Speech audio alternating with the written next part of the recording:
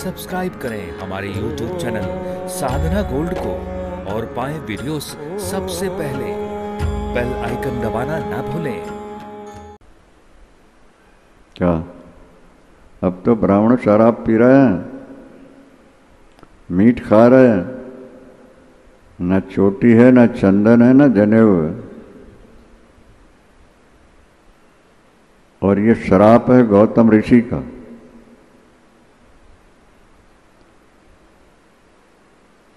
ये गायत्री के परमोपासक थे। जनेऊ पहनो, चोटी रखो और गायत्री का जप करो। गायत्री से बड़ा कोई मंत्र नहीं है। गायत्र्यास्तु परं नास्ति, सबसे बढ़िया मंत्र है।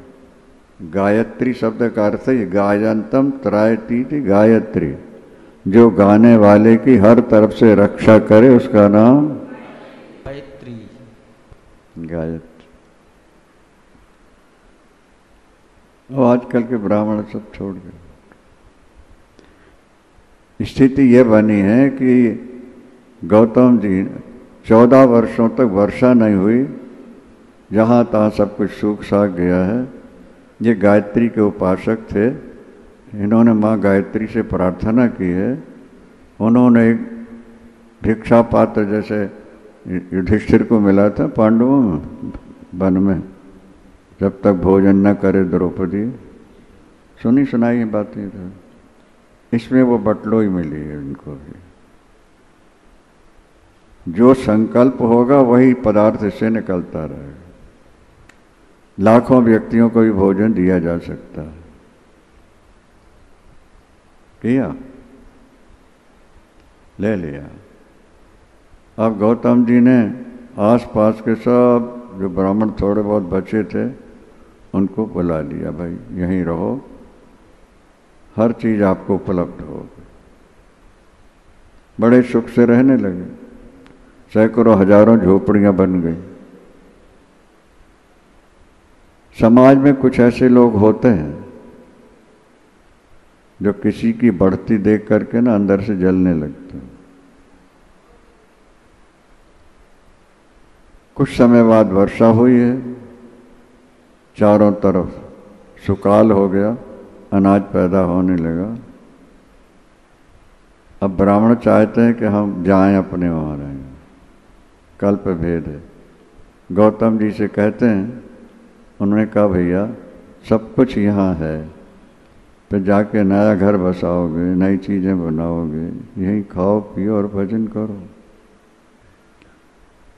ये आश्रम जो बनते हैं ये केवल पवित्र उद्देश्य तो यही है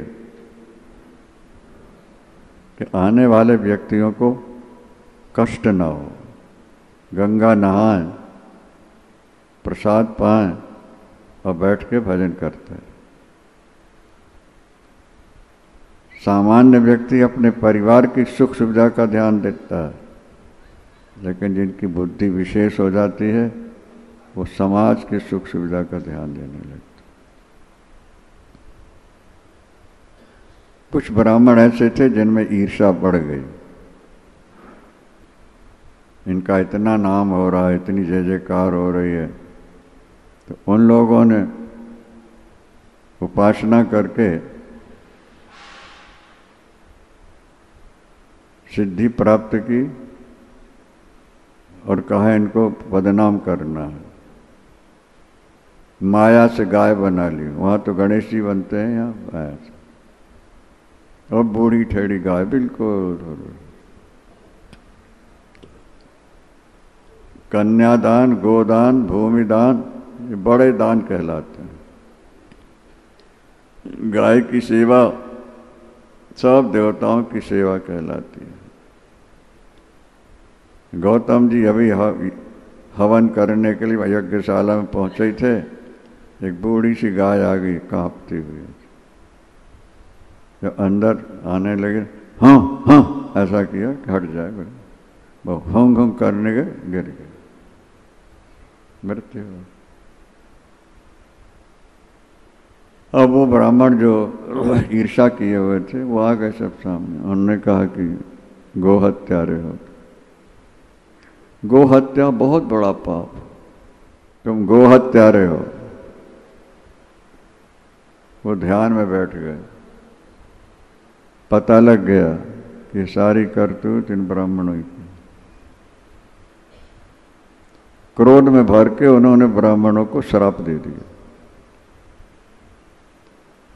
तुमने जो वेद पढ़े हैं भूल जाओ, गायत्री मंत्र भूल जाओ, संध्या पूजन सब भूल जाओ, मेरा श्राप है। और अंत में तुम कुंभी पाक नरक में जाके निवास करोगे। ब्राह्मण तो रोने लगे, चरणों में गिर गए। संत हृदय कोमल होता है, संत हृदय नवनीत समाना, पिघल गए। उन्होंने कहा दिया हुआ श्राप व्यर्थ तो नहीं होगा, पर हाँ तुम कुंभी पाप नरक में रहोगे, और कृष्णावतार के बाद जब कलयुग प्रारंभ होगा तो फिर तुम ब्राह्मण बन के पैदा होगे, लेकिन तुम न पूजा करोगे, न पाठ करोगे, न चोटी, न जनेऊ, न यज्ञ, तुम धर्म का प्रचार नहीं करोगे, बल्कि धर्म को बदनाम करोगे। वही लोग इस समय ब्राह्मण बन के आए हुए।